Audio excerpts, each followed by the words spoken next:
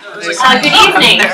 I'm Meredith Lynn, a faculty member here at Barnard Graduate Center, and I'm very pleased to welcome you tonight to the first of several talks in Mr. and Mrs. Raymond J. Horowitz Seminar in New York and American Material Culture. This series welcomes several scholars each year to present their research and to engage in conversation. More about this series and our next speaker will be available, or is available already, on BGC's website. So I encourage you to take a look at that and welcome you back again for the next speaker. But now I have the pleasure of introducing you to our speaker tonight, Dr. Severin Fowles. Sev is a professor in the Department of Anthropology at Barnard College and Columbia University, where he has taught since 2005.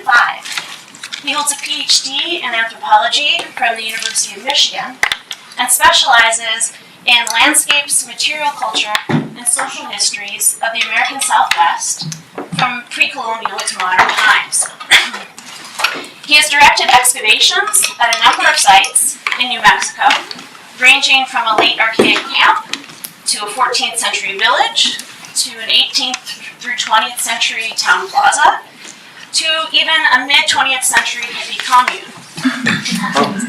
Additionally, for the last 11 years, he's been the director of an archaeological survey of the Rio Grande del Norte National Monument, and we'll hear more about that project tonight, yes? Okay.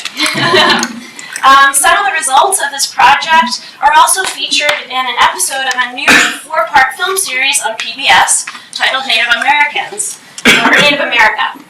Sev and his collaborators are featured in Part 4, New World Rising, which was screened last week at Barnard, and will be available for free streaming from PBS's website next week. And I encourage you to check out that episode and the whole series. The first 2 parts are already available right now. Although wait until the lecture's done before you start. So in addition to being a film star, Sev also has an extensive and impressive list of publications. I'll only be able to name a couple of here, but it's a really intimidating length of CV that you could peruse if you go to his faculty page. These include An Archaeology of Doings, Secularism and the Study of Pueblo Religion, published in 2013, the Oxford Handbook of Southwest Archaeology, co-edited with Barbara Mills and published in 2017. And I know that at least a few students here are familiar with his 2016 article, The Perfect Subject, in the Journal of Material Culture. This is one of several important articles that Sev has contributed to broader theoretical debates about material culture. Sev is also a friend to the BGC for the wonderful guest lectures that he gave in past years for the Approaches course. And Sev's courses at Barnard and Columbia are always similarly well regarded, and for good reason. He is a skillful and dedicated teacher who encourages his students to think critically and experimentally, and has been known to arrange for his students to throw spears across Columbia's football fields and nap flint in Barnard's quad. Each year, he takes multiple students very courageously to New Mexico for several weeks at a time to involve them in his field research. And one of his former students and field assistants is a current BGC student. Sev is a skilled collaborator who works regularly not only with students, but also with academic colleagues, Native American tribal representatives, artists, and now filmmakers. And when I taught at Barnard, it appeared as though he was on virtually every faculty committee somehow all at the same time. And yet he would always make time for a colleague or a student and was always the first to warmly welcome a newcomer. So I am delighted that Sev is here with us tonight and excited to hear what he will share with us about Iconohistories of the American West. Please join me in warmly welcoming Dr. Severin Fowles.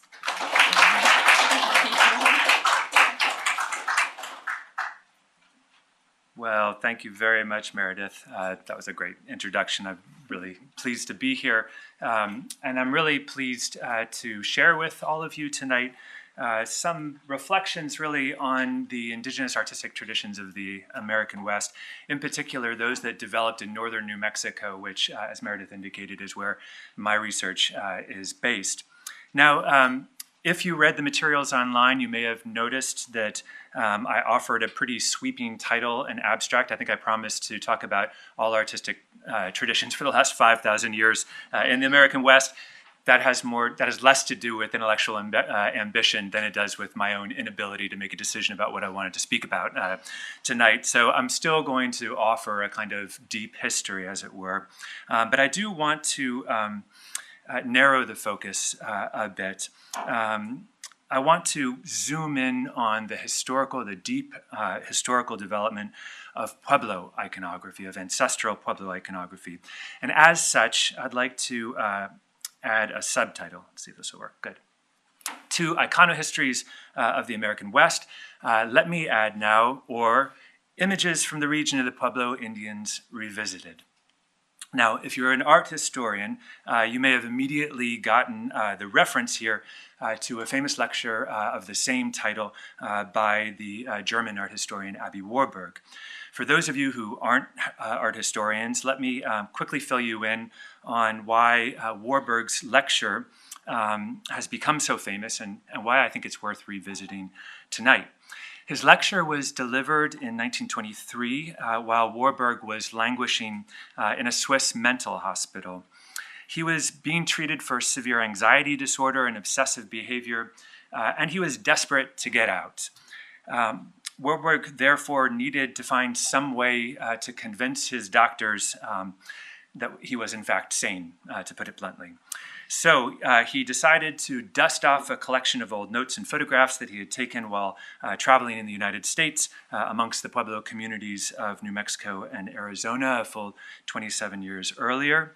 Right, so here's a photo of Aby Warburg from the 1890s during his travels in the Southwest. And from these old notes and photographs dredged up from the past, Warburg composed a lecture that he then delivered to his doctors as evidence of his mental readiness to return to scholarly life, which is a pretty extraordinary undertaking if you think about it for a minute. And quite frankly, what Warburg produced is still pretty much the model of an effective lecture today. It was an hour long. It had between 50 and 60 slides. It built towards a critical indictment of the modern condition, and most importantly, it left his audience more or less with the sense that he was in fact sane. That's what I'm going to try and do tonight. That's my goal, really.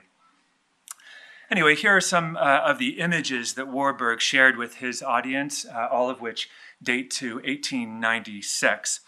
In this photo, for instance, you're looking at an image from the Hopi Pueblo of Araibi, where a kachina dance is in progress. The kachina are masked rain-bringing spirits in the Pueblo world, and they're materially present in villages during certain times of year when Pueblo men don these quite elaborate and symbolically dense masks. Again, these are all images that were taken by Warburg and used in his famous lecture. And I hope you can see, grainy I realize that though this image is, I hope you can see that these masks really are extraordinary. We're looking in this case at the Hemis Kachina. Around the shoulders of each of the dancers here are foundations of pine boughs, which might be viewed as reference to the pine-covered mountains that exist nearby, from which the clouds descend towards the Hopi villages to bring their life-sustaining rain. Above those pine clouds, the mask itself takes the form of an elaborate stepped cloud pyramid. And you can see that there are these white, fluffy bird feathers here and there to kind of further reference cloud symbolism. In fact, Pueblo commentators sometimes emphasize that the kachina, those rain-bringing spirits, simply are the clouds. They're kind of ontologically equivalent, one might say. Well, as you might have guessed, Warburg was taken in by the exoticism of these dances. The experience clearly had a deep impact on him that was quite lasting.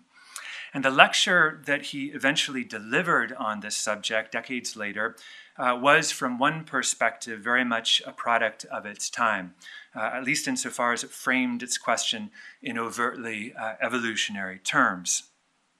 To what extent Warburg asked, does this pagan worldview, as it persists among the Indians, give us a yardstick for the development from primitive paganism through the paganism of classical antiquity to modern man? Not surprising, he answered his own question by concluding that it does so to a great extent. The Pueblos were living equivalents of ancient Greece, Warburg argued. They were a midway step out of the irrationality of the primitive world in the direction of the rationality of modern civilization. The Pueblos had mastered farming in an arid desert, he observed, but they still felt compelled to practice their quote-unquote magical rain-bringing ceremonies. Now, if that were all Warburg had to say about the matter, his lecture really would only be of limited interest to us today. His more provocative claim was iconographic in nature. To what extent might images serve as that yardstick? To what extent can we study Pueblo images as an entree into comparative research? Which is to say, to what extent is an anthropology of images possible? This, in short, was his fertile question. And as such, it inaugurated a project that was visionary, that was well ahead of its time. Indeed, Warburg was not merely a tourist in the Pueblo world, far from it. He was groping awkwardly, we need to say, towards a kind of anthropological method. The drawing in the lower left here, for instance, was created for Warburg by a Pueblo priest from Cochiti, Pueblo, during a meeting they had in Santa Fe. It's the design of an altar that this particular priest was responsible for making in the kiva or ceremonial structure back in his home community. And as you can see, there's a clear parallel here between the two images. In both cases, we're looking at stepped cloud imagery that's being deployed. Both are also conceptually linked to the Kachina as rain bringers. In his lecture, Warburg referred to this image as the world house. And he proposed that it can be read as a kind of archetype, a universal symbol of the human gaze upwards, towards the heavens, towards detached contemplation, towards rationality. Okay, but that wasn't all there was to this image. Let's now add the rest of that Cochiti priest's drawing to the slide, which I have to say looks to me as if it was partly prompted by Warburg's apparent obsession with serpents and with the seductive image of the snake dance of the Hopi in particular, which had already by the late 19th century become quite widely known. Warburg didn't get to see the Hopi snake dance during his visit, but he heard all about it, about how it actually involved the handling of live snakes, even poisonous rattlesnakes. And you can imagine how titillating this would have been for a 19th century white visitor who'd basically traveled halfway across the world in search of the primitive. Now, the serpent certainly is a potent Pueblo symbol. There's no question about that. It's linked to water and rain no less than cloud imagery. In Warburg's analysis, however, the serpent took on much different symbolic resonances. For him, the serpent universally represented the existential pull downwards towards sensuality, towards the earth, towards magic, towards irrationality. And here I might point out as an aside that Warburg was, at the time of his lecture, actually being treated by a Jungian psychoanalyst, which is not an insignificant detail, I think. Be that as it may, Warburg concluded that Pueblo culture, like the culture of the classical world in Europe, represented a, quote, peculiar condition of hybridity and transition, a historical or evolutionary position, as he put it, on a middle ground between magic and logos. And in this way, Warburg made the unprecedented argument that Pueblo images have the power to expose a core tension that all humans grapple with. We do not want our imagination to fall under the spell of the serpent image, which leads to the primitive beings of the underworld, he wrote. We want to ascend to the roof of the world house.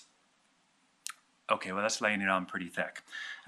It's difficult not to imagine that what Warburg was really referring to here, to a great extent, was his own condition. He wanted to avoid the spell of the serpent image. He wanted to avoid his own mental descent back into madness. Suffice it to say that the anthropology I have in mind is substantially different and substantially less psychologically driven than Warburg's. My goal is to understand the Pueblo image from more of a Puebloan cultural perspective, to situate it within Pueblo history rather than European history, drawing, of course, from the knowledge of descendant communities, but also incorporating what can be gleaned from the archaeological record about the development of images in the region over the long term. What I'm after, in other words, is something we might broadly call a historical anthropology of the Pueblo image. That's more easily said than done. This being the Bard Graduate Center, I imagine many of you are already keenly aware of the problems that surround the category of art when it's deployed in non-Western contexts. An image, of course, is no safer there. It's no less problematic. What exactly is an image in a Pueblo context? One might reasonably ask this question. Is the mask worn by the dancer really an image of something, perhaps the image of a kachina, perhaps? Or is the masked dancer just simply the kachina, the rainbringer made manifest? This is a complicated issue linked to serious debates over Western theories of representation and their cross-cultural applicability or exportability. So as not to get bogged down in all of that, let me simply say that my starting assumption, partly following the work of Hans Belting, is that I consider images to have a distinctive relationship with media, insofar as they're hosted by media and have a distinctive tendency to leap from one medium to another.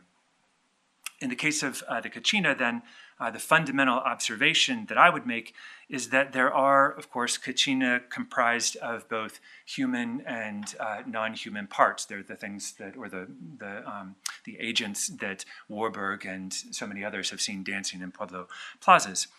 But there are also kachina made out of painted cottonwood, such the so-called kachina dolls, such as the example that you see here in the middle from the Brooklyn Museum, as well as two-dimensional kachina rendered with paint on canvas, like the example on the right, which was painted by the famous Hopi artist Fred Cabote.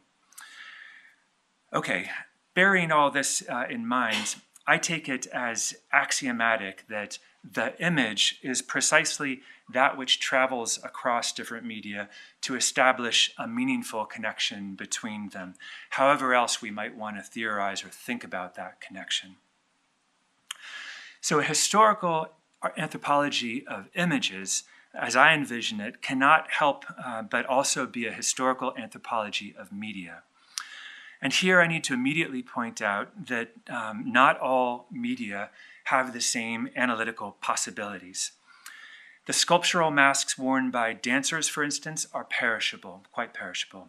And so we can really only discuss them in any detail, beginning with the commencement of ethnographic research in the late 19th century. In contrast, a medium like pottery is much more durable. It also happens to have been produced widely and in relatively large quantities across basically all parts of the ancestral Pueblo region from roughly the middle of the first millennium AD onwards. From a practical perspective, then, we simply just have more ceramic material to work with. Moreover, much Pueblo pottery was and is iconographically rich, a fact that didn't escape, in fact, the attention of Warburg during his travels in the Southwest. This is another photograph taken by Warburg in 1896. In fact, another photo that he commented on in his lecture. He writes, "The characteristic style for the drawings on these pots," and he's actually referring to the pot being held aloft by the woman from Laguna Pueblo in the image. "The characteristic style for the drawings on these pots is a skeletal heraldic image. A bird, for example, may be dissected into its essential component parts to form a heraldic abstraction. It becomes a hieroglyph, not simply to be looked at, but rather to be read. We have here an intermediary stage between a naturalistic image and a sign, between a realistic mirror image and writing. Again, Warburg was presenting basically everything in the Pueblo world as historically transitional between magic and logos. So here's a pot similar to the one Warburg photographed and described, this one from Acoma, a close relative of Laguna Pueblo. And along the top band, we can easily make out that heraldic abstraction of a bird, once again. In this case, a bird that seems to be flying around the upper design field. These kinds of images do have a history, but it's not at all what Warburg had in mind. In fact, it's precisely the opposite. Much Pueblo pottery has actually moved toward rather than away from naturalistic realism. In part, this is a process that greatly accelerated 300 years ago when Pueblo potters began to cater to Spanish colonial consumers and their European tastes. Both of the pots you're looking at here were created at Acoma Pueblo around about the start of the 20th century, for instance. The pot on the left is the more traditional image, more characteristic of older styles. The pot on the right, with its greater realism, is the one that's been strongly influenced by European aesthetics. Indeed, it's abstraction that has the more ancient pedigree in Pueblo pottery, a design heritage that clearly has much to do with the evolution of ceramics out of basketry. So here I've included a broadly contemporaneous Apache basket, which nicely exhibits the sort of pixel-like geometric designs that basketry naturally tends towards, simply by virtue of the practicalities of the textile medium. And I should say, actually, that I'm using an Apache example in part because when the Apache came into the portion of the Southwest I work in, they basically took over basket making from many of the Pueblos. Okay, from an archaeological perspective, it's really pretty clear that much of the design of pottery was modeled on the design of woven baskets. Baskets clearly have been produced for many millennia in the ancestral Pueblo region, even though, like masks, their perishability makes them difficult to study. On the left, however, I'm sharing with you a rare example of a complete basket dating to the mid-1st millennium AD. And the point I want to briefly make here is that basketry as a medium really was dominated by geometric forms right from the beginning. Certainly, geometrics were already deeply established by the time ceramic production was introduced after AD 500 or so. And I think we can say with good confidence that early Pueblo pottery was indeed conceived of as a ceramic version of basketry from the start. Many of you will remember Marshall McLuhan's famous dictum that the content of any medium is always another medium. There's an important truth to that, I think. And in this case, it seems that the content of Pueblo pottery was basketry. This was explicitly signified early on by external texturing that made clay pots like this one look like they were textiles, this being an example from roundabout AD 1100. But it was also signified in the designs painted on Pueblo ceramics, such as the example on the right, which also dates to around 1100 or so. Pueblo artisans could have painted any number of designs on their pots. The lines that they painted could have swirled and curved all over the body. If they had wanted to, they could have painted portraits of their family members had they wanted to. But what we find over and over again is an almost obsessive focus on the very same geometric designs found on basketry. And I should add that there was nothing simple or primitive about the abstraction deployed in these early geometric designs. Let's take a closer look at this scallop black and white vessel, for instance. The dominant design, as you can see, has both hatcher shapes and white shapes, the latter of which are created through an effective use of negative space. Now, I'm not going to go into the details here, but Stephen Plog, who's also a Southwestern archaeologist and an important colleague of mine, he's developed a compelling argument that fine hatcher was actually a means of using black and white to simulate a halftone. If you blur your eyes a bit, I think you can get a sense of what he means by this. It's easy to imagine that the hatcher areas are toned somewhere in between black and white. Well, Steve goes further than this, using comparisons with painted wooden objects from the same time period to argue that this halftone was more precisely a stand-in for the ritually significant color blue-green. In other words, our vessel would have been conceptualized as something more like this: as a watery blue-green expanse cut through by lightning that's been represented by zigzagging negative spaces, as well as by the addition of a zigzagging lightning line just below the rim. The vessel's design then is a rainstorm, we might say, which is appropriate insofar as the vessel was made to hold and dispense water. So we can brush away all of Warburg's silliness about Pueblo imagery as transitional between realism and writing.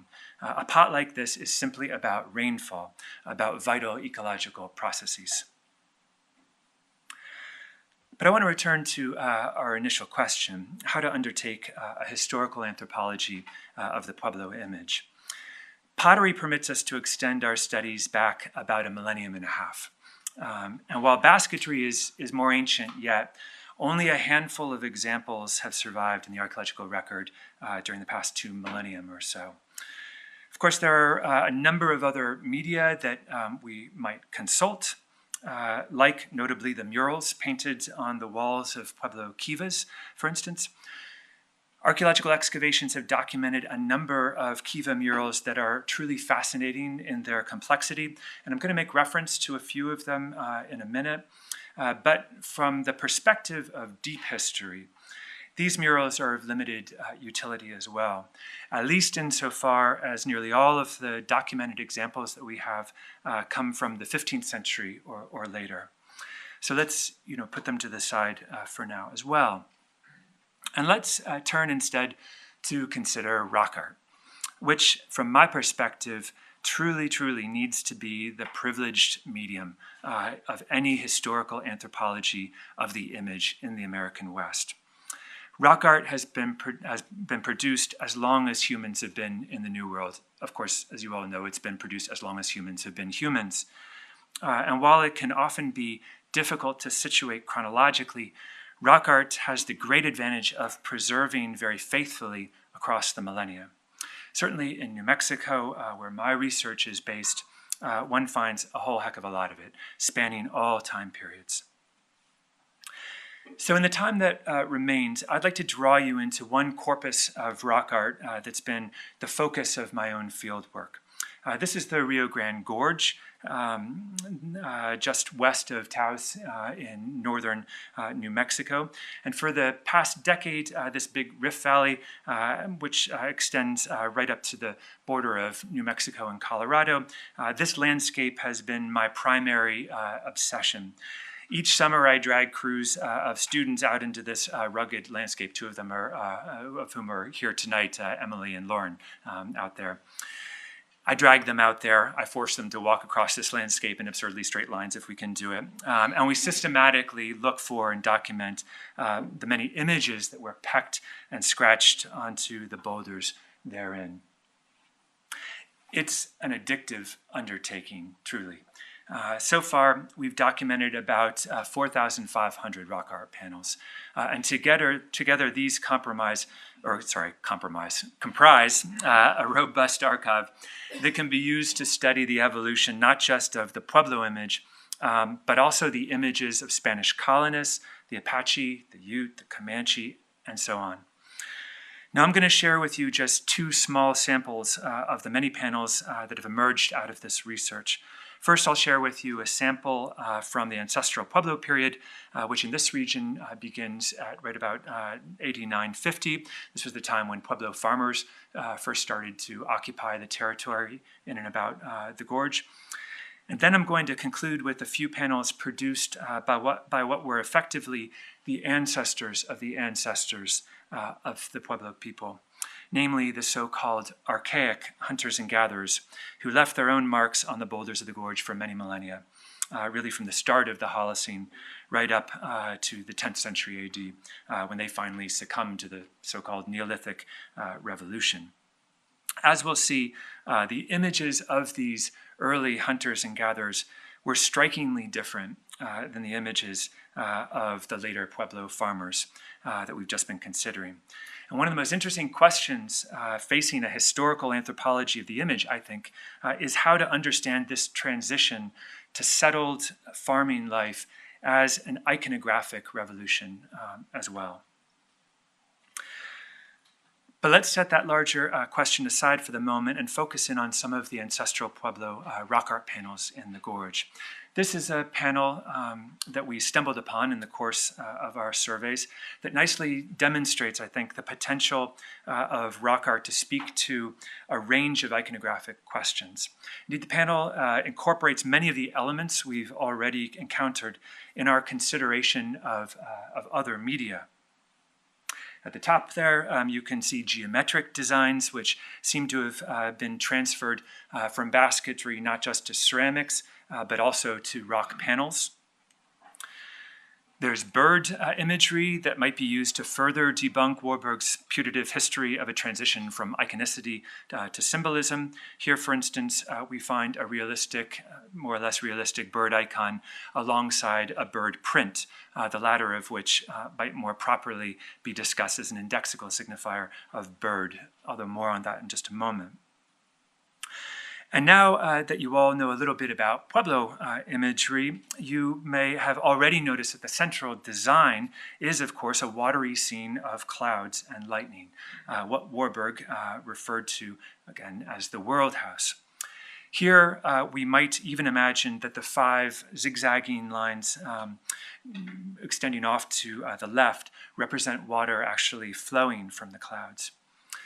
Now, I can tell you with some confidence that this panel was produced during either the 18th or the 19th century, both because it's been gouged out of the rock with a metal tool, metal being a colonial introduction to this area, of course, and because it compares so favorably to early colonial kiva murals discovered during excavations at Pickery's Pueblo not far away.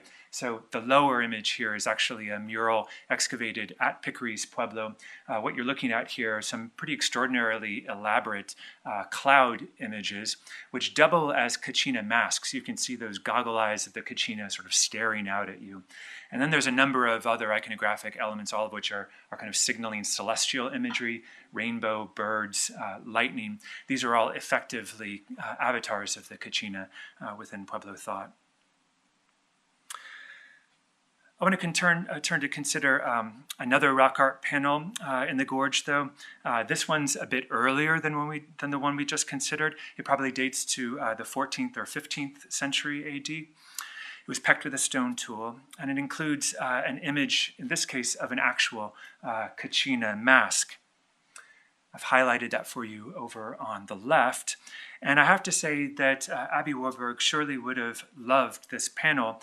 Not only does it contain the Kachina mask, it also has this strange imagery on the right-hand side in which serpents merge with a kind of stacked cloud motif. I imagine Warburg would have classified this as a schizoid image, a term he sometimes liked to use. Be that as it may, I want to draw your attention to 2 obvious points here. First, that the Ancestral Pueblo rock art panels I've just shared with you are all predominantly iconic insofar as they generally bear a visual similarity to Kachina, clouds, lightning, serpents, and so on. Second, most of these icons have pretty clear conceptual links to agriculture, rain, fertility, and the like in one way or another. Here's yet one more panel that I ask you to consider with me. This is a good place to consider that iconographic complex further, I think. It is, to be sure, a very lightly pecked image that can be very difficult to see. Though this difficulty, the lightness of this image, is in fact, I think, quite interesting.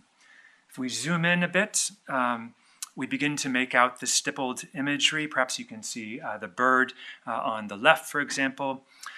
It may well be that this sort of diffuse stippling had a special meaning or significance to the maker. To me, it almost seems to echo the look of rock surfaces in the gorge when a light rain shower passes by. Little raindrops suddenly become individually visible all over the basalt surface, like stippled peck marks. Nevertheless, if we zoom out again and then highlight those stippled areas, what we find is that we're looking at a female one-horned kachina accompanied by a bird. And incidentally, there is above the kachina, you can see a lightning arrow that's been positioned in such a way that it seems to be striking or touching a natural spall on the rock's surface. And the artist seems to be implying here that this rock had been, in fact, struck by lightning, which is to say, touched by the kachina, which would have imbued the rock as a medium with a very special material power right from the start. Now, imagery like this begins to appear in late pre-colonial times throughout the Southwest, not just in rock art, but in other media as well, notably in kiva murals, like this example from the Owadavee site in Arizona. These two images actually are really widely separated in space. Basically, you could imagine them as being positioned on either extreme of the Pueblo world. But they're clearly part of a shared fluorescence of imagery that burst on the scene right at the close of the 14th century. And they nicely illustrate how images of kachina, accompanied by birds and other celestial indicators, were very much a part of this new regional iconographic complex. Here's a detail from another panel located on Mesa Prieta, which is just on the southern edge of the Rio Grande Gorge. It's another masked figure. In fact, this time we seem to be looking at the dancer, the masked dancer himself. And in this case, the kachina is associated not with a bird, but rather with a horned serpent that slithers across his groin area. One can only imagine what Warburg would have made of this image. I shudder to think. But I want to draw your attention more directly to the bodily stance of both of these figures, with their arms lifted and out at this distinctive angle. This is a detail that was pointed out to me by Porter Swensel, who's a member of Santa Clara Pueblo and a truly brilliant scholar in his own right and a good friend. I'm lucky to have had the opportunity to listen to Porter discuss this very panel in the field, which he related to the actual bodily stance assumed by humans in the course of plaza dances. In essence, Pueblo dancers use their own bodies as a medium to create images of clouds. When one's arms are raised but pointed downwards like this, one's forming the image of a cloud that's actively raining. And when one holds one's arms upward and at an angle, as in this rock art image, one's using one's body to directly signify a large rain cloud that is full, that's bursting with moisture, that's about to release its watery blessings on the world. So there's a kind of double iconicity going on in a panel like this, we might say. We're looking at an image of a kachina dancer that is itself assuming the image of a rain cloud. Well, it should be abundantly clear by now that ancestral Pueblo imagery really is preoccupied with water and with the movement of water in particular. In fact, this carries over into much contemporary Pueblo art as well. I'm sharing with you in this slide an image by the truly wonderful Hopi artist Victor Masayesfa from his volume Husks of Time. The background photograph, as you can see, is a arid southwestern landscape that's been deeply etched by the movement of water, resulting in a series of long, sinuous erosional arroyos or lines. Clouds dance overhead, and just at the point where the clouds touch the horizon, Masayesfa has superimposed the masks of the Kachina, with beads and feathers that cascade down the drainages like water. Traditionally, the Pueblos were farmers, of course, in a very arid landscape. So this close kinship between image production and prayers for rain surely makes a lot of sense. But the connection goes much deeper than this, I want to argue. I've begun to consider this issue from a linguistic perspective as well, which is proving to be very informative. Tiwa is the language spoken at the Pueblos immediately in the vicinity of our rock art survey in the Rio Grande Gorge. Unfortunately, the Tiwa language has received very little study, but there are a few scattered collections of notes here and there recorded by folks like John Peabody Harrington, George Traeger, during the early to mid 20th century. And what you're looking at here, for instance, is Harrington's Tiwa card for picture, or a picture of any kind, which is about as close as we're going to get to an indigenous Tiwa word for image. It's a composite word with three parts: pa'a, kui, ina. Pa'a translates the Tiwa word for water. Kui is the word for line, and ina is a complicated suffix used for persons, subjects, and agents of various sorts. So you put it all together, and what you discover is that the local Pueblo word for picture or image is literally waterline. And that's really interesting, because bearing that in mind, when we look at an ancestral Pueblo image in this Tiwa-speaking region at least, we're now prompted to ask in what ways the image was, in fact, a waterline in the eyes of its maker. Of course, some images, like this colonial-era rock art panel with multiple serpents, some images readily evoke a notion of waterlines. Certainly, you could say that these serpents seem to flow like water across the rock surface. The rock surface significantly that has been sculpted by erosional patterns of water to create these kind of ridges. But let's be clear about this. It's not just that the serpent is an image of a waterline. The claim that we need to seriously consider is that the picture itself is a waterline, that it's a kind of infrastructural project and a means of literally transferring water from one place to another, like a pipe. Or to put it in more traditionally Puebloan terms, we need to consider whether pecking images on stone might be regarded as having a fundamental kinship with digging irrigation canals through soil. In both practices, pathways are opened up along which moisture might be encouraged to flow. So really, it doesn't matter if the image looked like a serpentine river. It could instead be the image of a masked dancer. It could be an actual Kachina dancer, or a bird atop a stepped cloud in a kiva mural, or for that matter, the geometric lines painted across the surface of a vessel. Again, the issue is not necessarily one of iconicity, if the image looks like flowing water or not, but rather of a basic Pueblo logic in which image production served as a means of establishing an opening, a pathway, a route along which moisture and other valued things might flow. Okay, I especially like this drawing on the left, which was created by a consultant from Nambe, Pueblo, for Elsie Clues Parsons in her monumental two-volume set, Pueblo Indian Religion.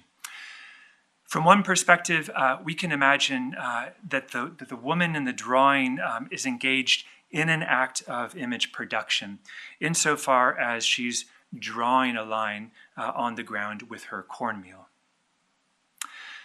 But at Nambe, as at most other pueblos, this practice is typically referred to as making the road. That is, making the road along which the Kachina process as they move from place to place during ceremonies. All of the media we've considered in our anthropology of the Pueblo image thus far, of all of those media, cornmeal is surely the most perishable. Cornmeal drawings vanish almost as soon as they're created.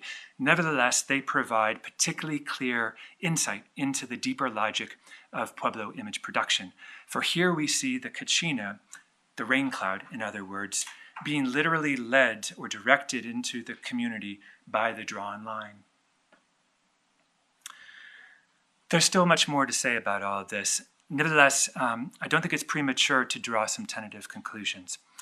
If, to invoke McLuhan's dictum yet again, if the content of every medium is another medium, then I think it's correct to say that the content of Ancestral Pueblo image production, broadly conceived and including images fashioned out of everything from rock to paint to cornmeal, that the content of Pueblo image production was, in the end, agricultural production.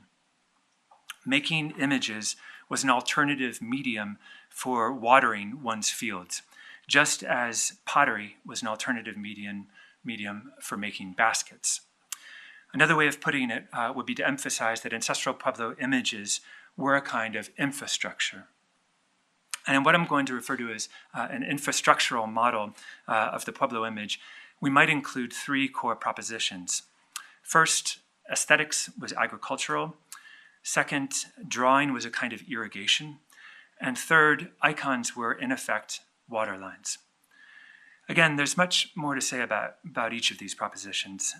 But as a way of moving towards a conclusion, I want to briefly consider one final group of images from our surveys in the Rio Grande Gorge. And I want to build upon the idea, the implication, that if Pueblo image production was so intimately bound up in agricultural practices, that this would then necessarily imply that the images produced by hunters and gatherers during the thousands of years prior to the spread of farming, it would imply that these pre-agricultural images must have looked very, very different. They must have been governed by some other logic altogether. And indeed, this is entirely the case. Generally speaking, the so-called archaic or pre-agricultural rock art of the region is easily distinguished from its later agricultural equivalents by virtue of being much more heavily weathered and exhibiting a visibly darker patina. In many cases, archaic rock art is found physically underneath Pueblo icons, a clear indication of its greater antiquity. Occasionally, archaic rock art has even been found buried beneath sediment. In one such instance, just to the south of my study area, the sediment overlying an archaic panel, the one that's photographed here, in fact, was radiocarbon dated to about 5,000 years ago, indicating that the images had to be at least as old as that.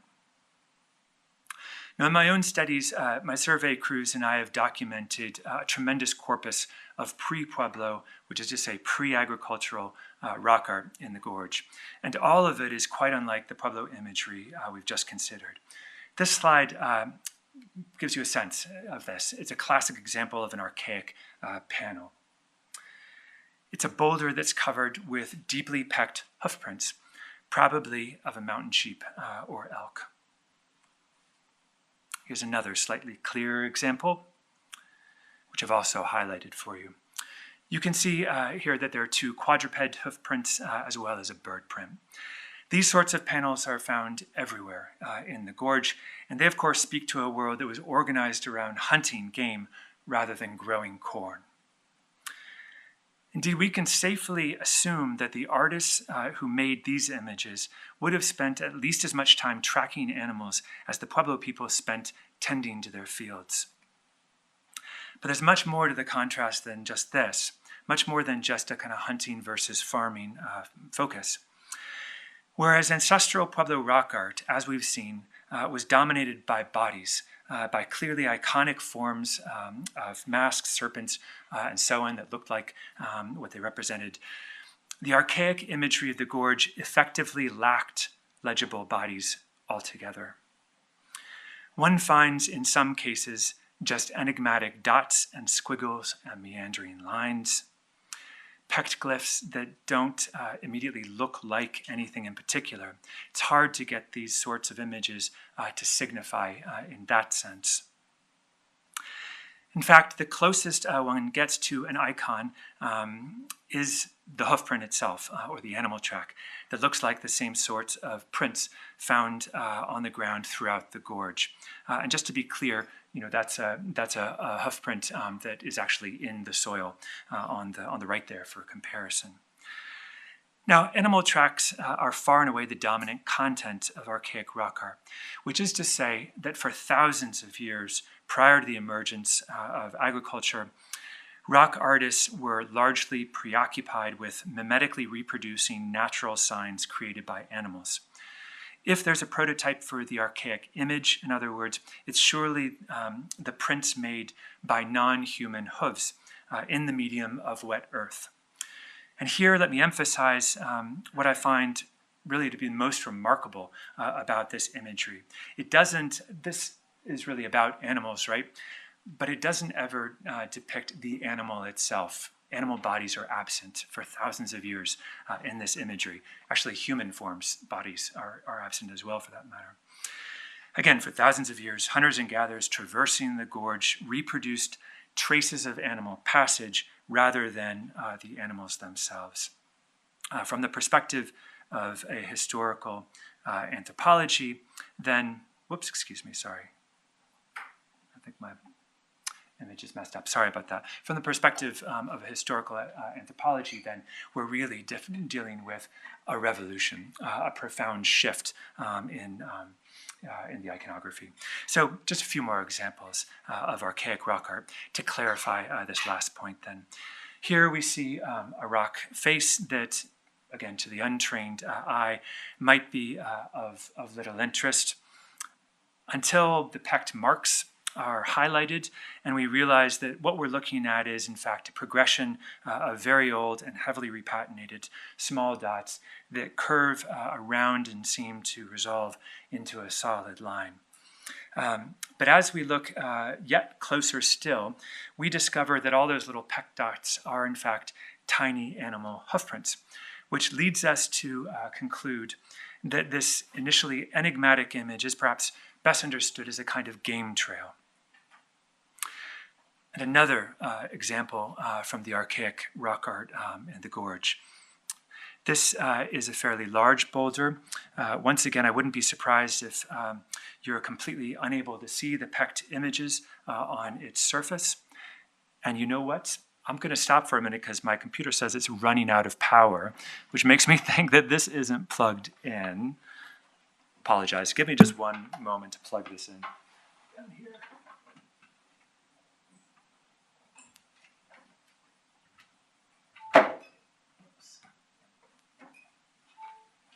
Okay, there was a little beep. Thank you. I think we're good.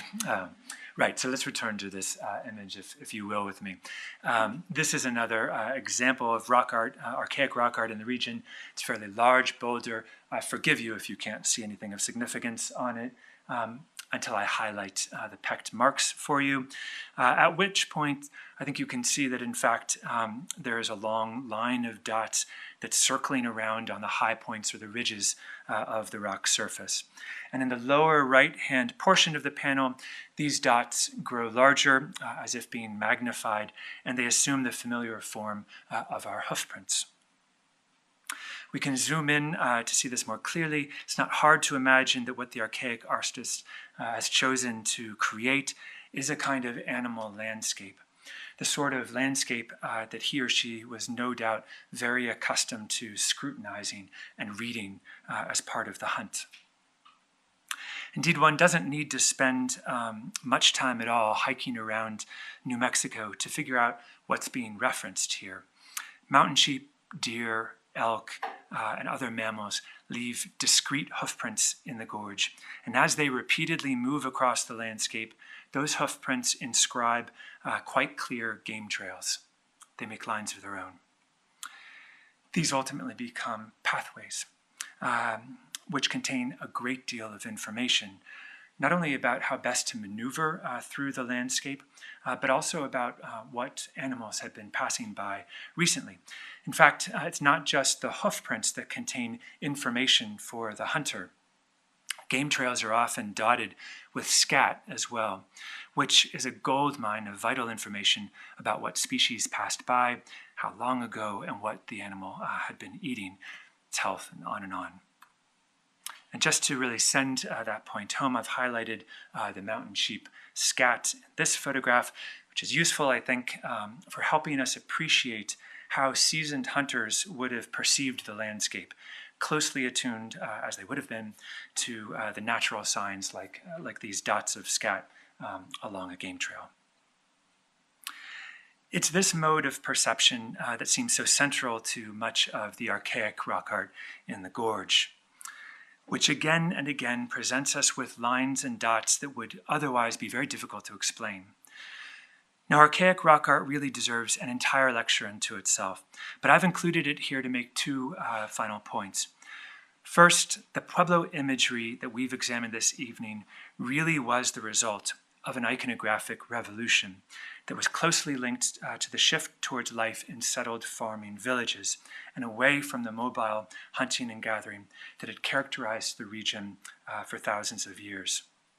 As such, it's part of a story that really does need to be studied from a comparative perspective, I think, which is to say with an eye for how the data of the American Southwest parallel the data of early farming societies in other parts of the world.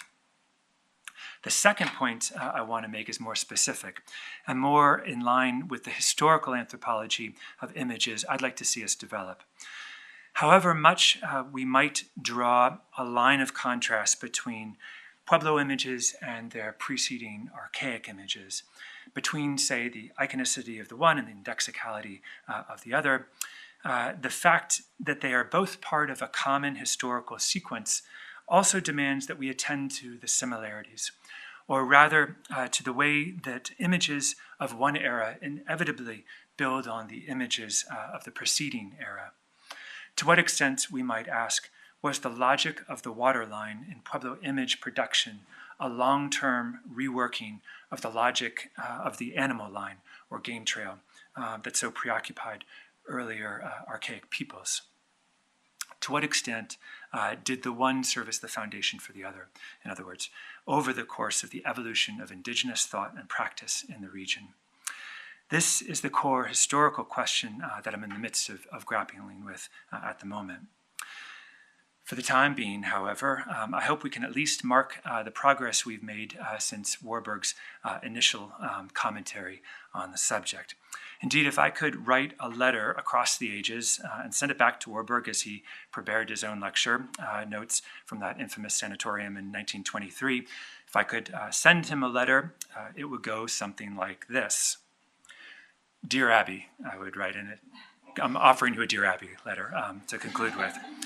Dear Abby, thank you very much for inaugurating the anthropology of images, but surely you must realize that such a thing could never build from an imagined universal tension between rationality and irrationality, any more than it could build from an opposition between, say, primitive and modern art.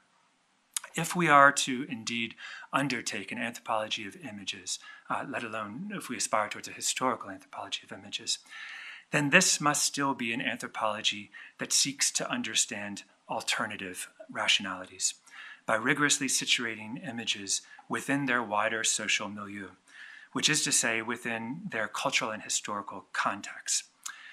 Thanks for considering these points, and I do hope your audience tonight judges you to be signed an archaeologist. Thanks very much.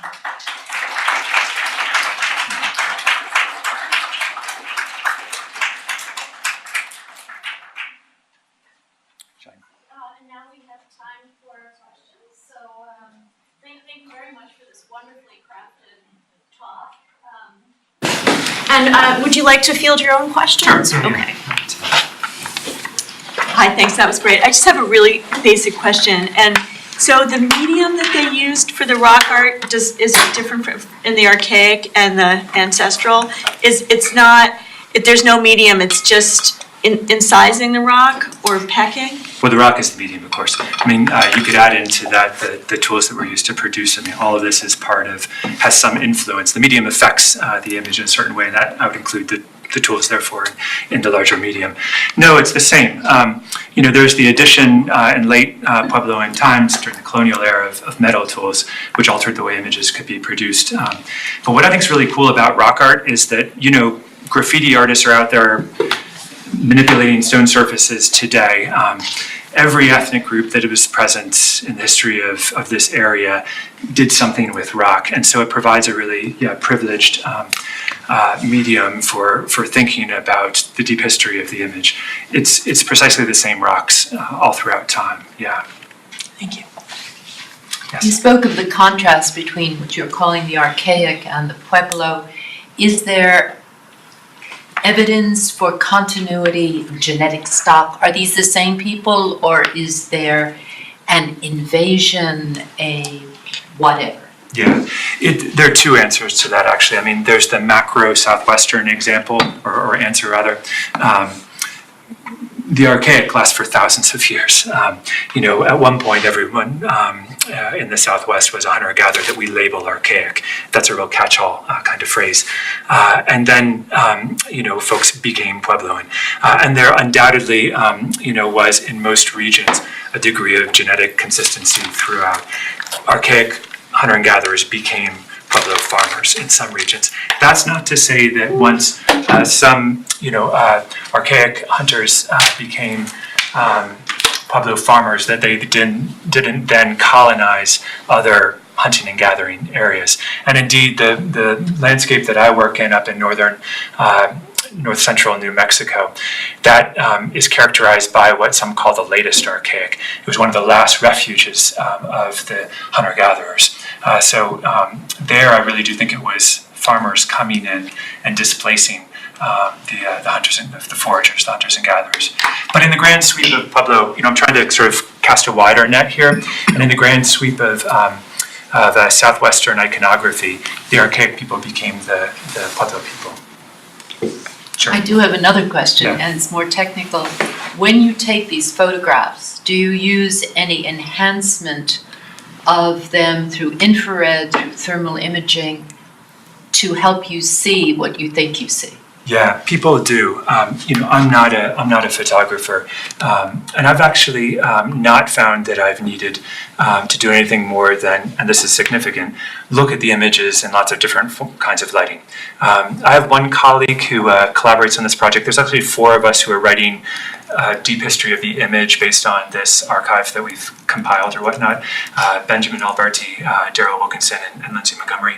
And Ben has been doing a lot of this RTI photography, which is more useful than different filters or whatnot. Basically, you're taking imagery of especially archaic rock art, a whole bunch of different images with different lighting, and then stitching it together on the computer so that you can kind of roll through different lighting conditions and highlight different aspects of it. That works really well for the archaic imagery. In terms of Pueblo rock art, usually that's pretty easy to see, but there is a big question as to whether the paint might have been applied to some of the rock art, and we're actually in the early stages of conversations about how we might examine that possibility. There are, for example, some sort of shield motifs that are curiously blank that makes me wonder whether they were painting images in the middle of them, but we haven't gotten to the point of actually testing that yet. It's an important question. Thank you. Yeah. I have a similar question about imaging because you crafted this beautiful narrative about the Puebloan rock art being this vehicle for water. Yeah. Do they appear different when they're wet? Is that part of the way that you're looking at images like this? Yeah, that's really interesting. Yeah, we have looked. I mean, so that's the great thing about being an archaeologist is that you get your images not in a museum, but you get your images in the field. So you're looking at what these surfaces are like. You're experiencing them in the rain. We have whole sequences of photos that were harried, as it were, because the rain was coming, and there are raindrops on some of the photographs. And yeah, you're really thinking about the different conditions in which these things, are perceived. I have to say that once it starts raining, it's quite difficult to see most of the rock art. So there's an obscuring that happens. But what's really cool, and this is something that I've begun to write about in the context of this larger book project.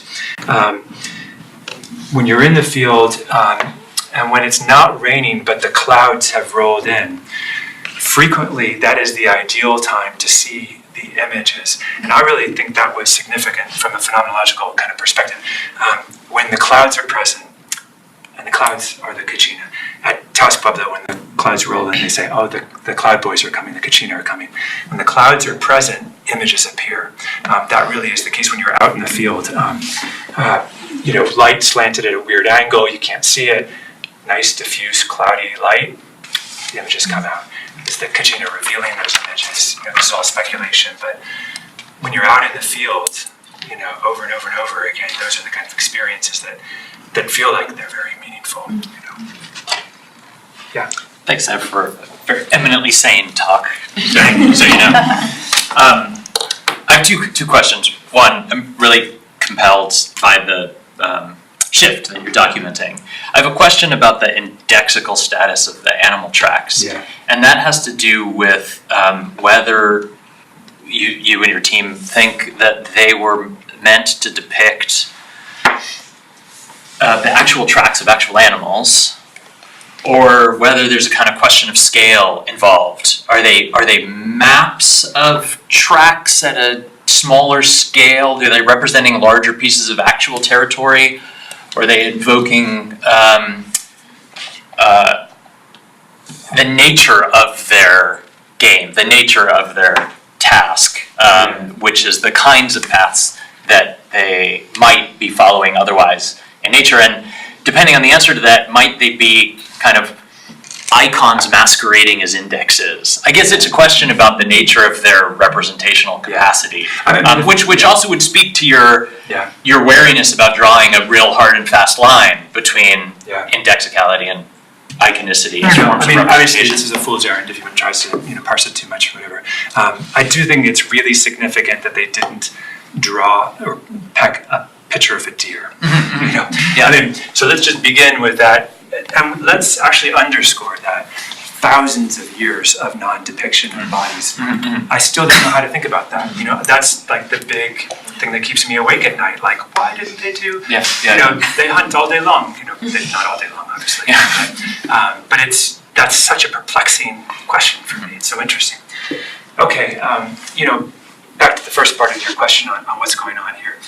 It's all speculation. Thousands of years distant between myself and the person who picked these things. Right. Nevertheless, hanging out with hunters is a really useful undertaking to interpret this kind of imagery. Hanging out on the websites of hunters, which I've done a lot of, reading up on what's involved in hunting. I mean, most academics, are good lefties who were told never to pick up a gun and all the rest of it. So you don't grow up as a hunter or whatever. You're pretty ignorant of how these things work. I've been trying to educate myself about that. And it's really fascinating to think about that kind of close reading of natural signs, And it's led me to think that things like scat, the dots really could be all about scat because hunting is a lot about scat, We don't think about that unless you're hanging out with hunters, Anyway, okay. There was a really wonderful moment when I was presenting on some of this material in Santa Fe to a mixed native, non-native audience. And there was a fellow who's since become a good friend from Ancestral Pueblo who came up to me afterwards and said, I got to take you out hunting, Okay, yeah, those are animal tracks, but you're missing most of what's going on here. If you're a tracker, you know that the way those dew claws are pressed in, this is, the gesture of an animal coming down off of a high, point and, pressing into the earth. There's all sorts of cues for people who know how to read that, and there's actually all this neurological kind of work that now is coming out on how, writing and a kind of literary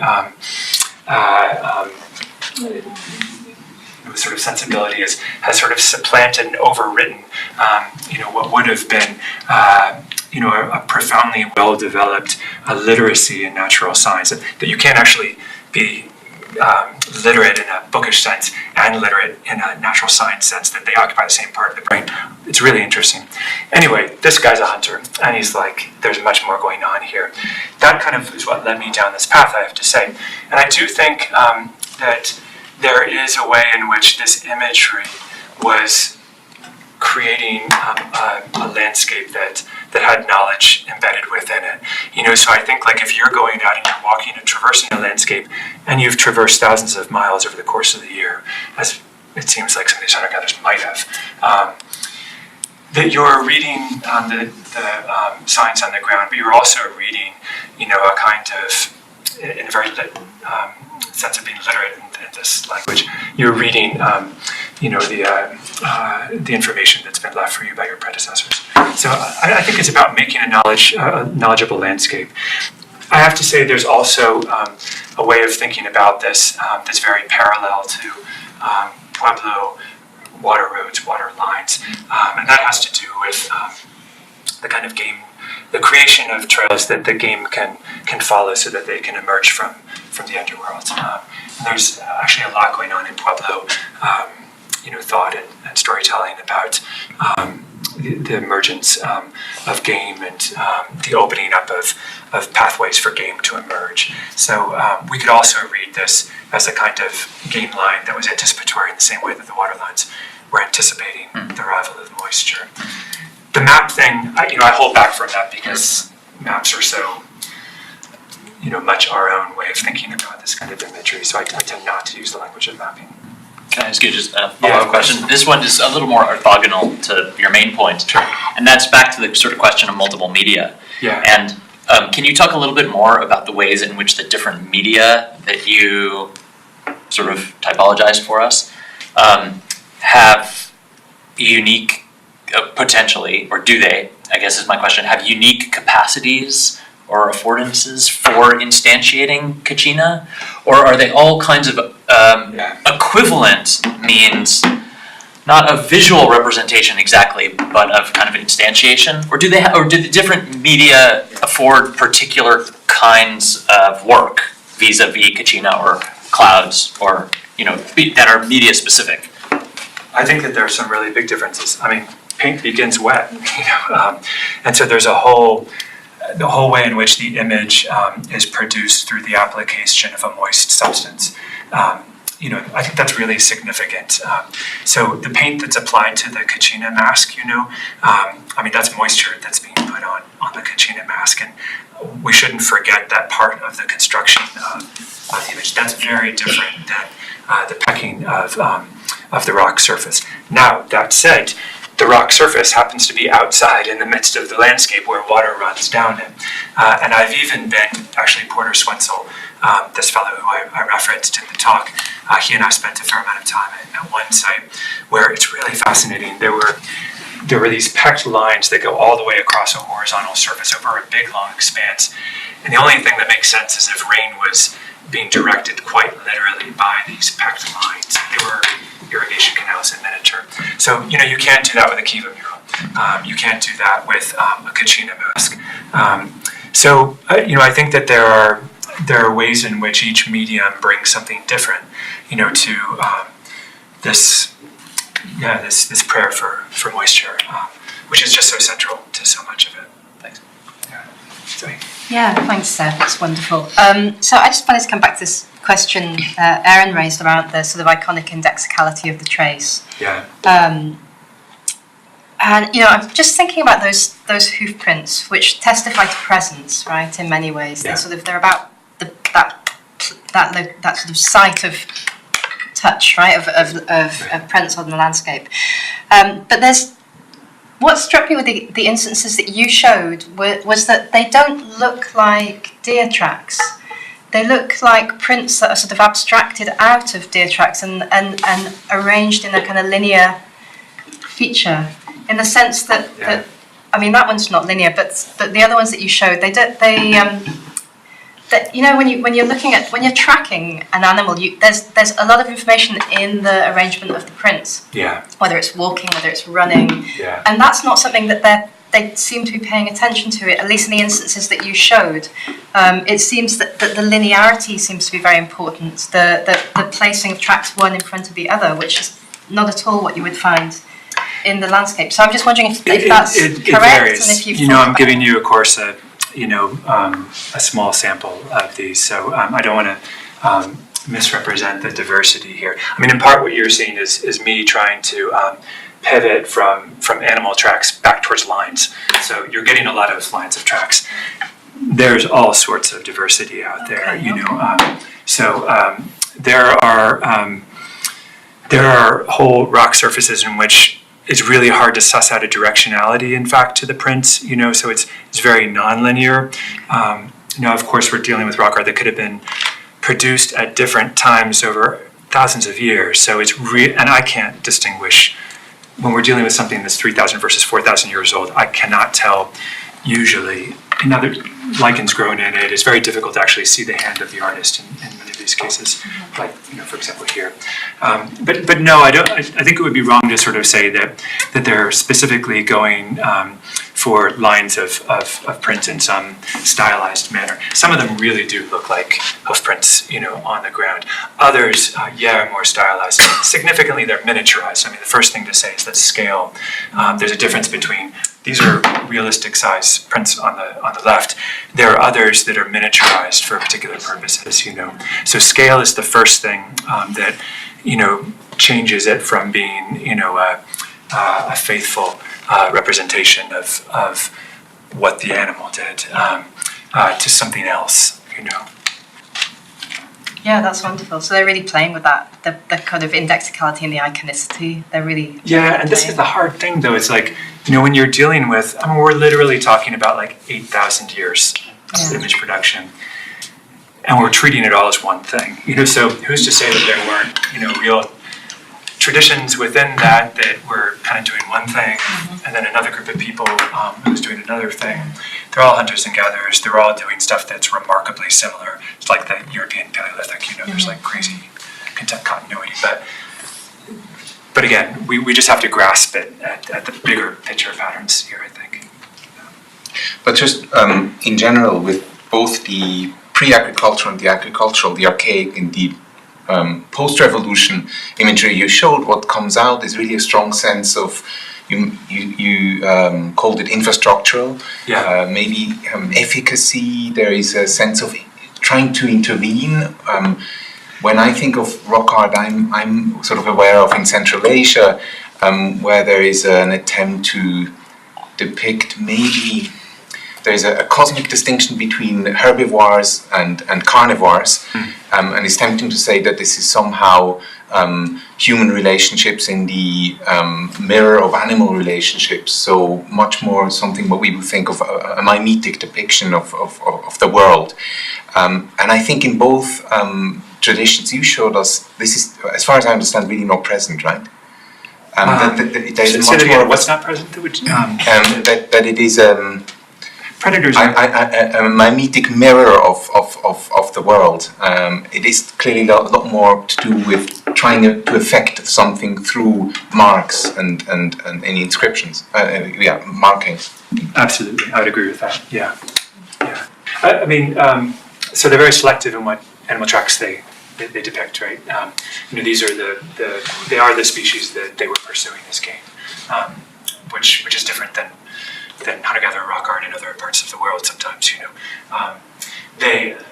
I can't actually think of a single panel in which the tracks of a predator were depicted until the agricultural period, actually, when things like bear and mountain lion become more significant in their, conceptualization of the world. So they really restrain from, it's all, it's all herbivores and birds. Really, that's what it's restricted to. So they're not, they're not depicting the drama of nature or whatnot. They're very much. I think there are two dominant ways of reading this. Either, it's anticipatory. They're trying to kind of create a pathway along which the animal that is their, is their quarry, pathway for it to emerge, to come out. Or they're inscribing a kind of knowledge into the landscape, the kind of thing that they know will be read by subsequent folks by themselves as they return, in the sense of looking back upon what they've experienced in that landscape. So those are, I think, the two different kinds of ways in which I might suggest we think about this kind of imagery. But in both cases, it really has to do with the pragmatics of the hunt, I think. Maybe also. Sorry. We used to joke around that every year there would unexpectedly be an A.B. Warburg lecture. And we had it a couple days ago on Thursday, so it's like a special bonus to get a second one. I actually think that he would be very sympathetic to the historical treatment, in fact, that you provide. But I wonder, all the same, if one couldn't imagine the kind of Dear Sev letter written from the future, right, that would ask you about what this kind of philological approach to iconicity and to rock art, what it missed. That's to say, in the sense that you're responding to a kind of romantic vagueness and generalizing of a previous generation, right? They might say, well, in the narrowing of focus in an attempt to give a much more precise historical treatment, something else is being missed. And so, for instance, when you, in answering a previous question, made a reference to neuroscience, you were stepping into exactly Warburg's space, right, and imagining continuities. So I'm wondering if you could answer the question of the future about what this approach leaves out. What if we could all do that? Great scholars would be I'm not going to say what this approach leads out, to be honest. I'm going to sort of say what I'd like to pursue or what I think would be really interesting. I do think that the research that's going on is actually thinking from a cognitive perspective about perception of the landscape, especially in those stages gatherers. That really is underdeveloped within the circles that I run in. I think there could be revelatory moments as we begin to think about the logics of hunter's perception of the landscape. I anticipate that already. I have to say, I would love to see more research along those lines, but we can only sort of speak in very sort of limited ways about what that kind of anthropology, historical anthropology of things would look like. I think more or less we tack back and forth between the grand narrative and the culturally specific historical narrative. I'm not trying to set us up to say, okay, well, I'm going particular here and trying to give you a very localized regional narrative that then will be critiqued for ignoring the big pattern. No, I kind of want to talk back and forth. I don't want to ever sort of fall into one too deeply. So I am interested in having a conversation with other folks who are trying to think carefully about the Neolithic Revolution in other parts of the world. This has some interesting similarities and some important differences with the transition from hunting to farming in other areas. Esther Pastori actually is one of the few people who I think has really zoomed in on what happens ethnographically with the emergence of farming villages, and she points to a lot of the kinds of media that you're able to experiment with and develop that comes just with, sedentism. And so there's a kind of unity that's brought to bear upon folks who are engaging in a certain kind of way of moving about the landscape. So I think we should always be kind of talking back and forth. I could be critiqued perhaps for being a little dismissive of some of those broader universalizing patterns, but that's not something I'm not thinking about the way to say. I don't know, the other things obviously I can think of. Yes, in the back. I assume that what I shall call this rock art is protected by the National Park Service, Rio Grande. It's not. It's part of the Bureau of Land Management, not the Park Service. Obama signed it into. He created it as a national monument in 2012. That late. So there are. I'd like to say that came with certain protections, but honestly, I don't think so. It just means that more people are coming, and there's greater danger, I think, to the rock art. This is rock art out in the wild, yeah, so there aren't really any substantial... Have you seen the equivalent of Ken Love's Barbie inscribed? Sorry? Have you seen 20th century graffiti inscribed over these things? Oh, yeah. There's graffiti all over, a lot of it, to be honest. And, we're really interested in that. I mean, one of the most... So there's a really big pattern in the Archaic insofar as, prints and not bodies for thousands of years were created. And this is one of these kind of inexplicable kind of patterns. But then there is maybe just down from that, the next most inexplicable pattern, which is the urge to put your name and where you go. I mean, we're struggling and really trying to think carefully about what it is about, a kind of modern Western worldview that makes that a rational thing to do. From a Pueblo perspective, to go out there and put Severin Fowles, New York City, 2018 on a rock in the gorge, which a lot of people do, this kind of thing, is just nonsensical. It's not New York City. Why did you write New York City there? I mean, that actually is interesting to us from an anthropological perspective. So we record graffiti with a great deal of interest. At the same time that we refrain from putting it on the rocks ourselves, and and hope that others refrain too. Thank you. Yeah. Yeah, just quickly, I mean, there's probably not a good alternative for this, but by calling it art, you're putting it in a category. I mean, do you know what the purpose of this was? Well, right. So I use rock art just because that's the conventional way of talking about this, not because I'm making any claims about the category of art.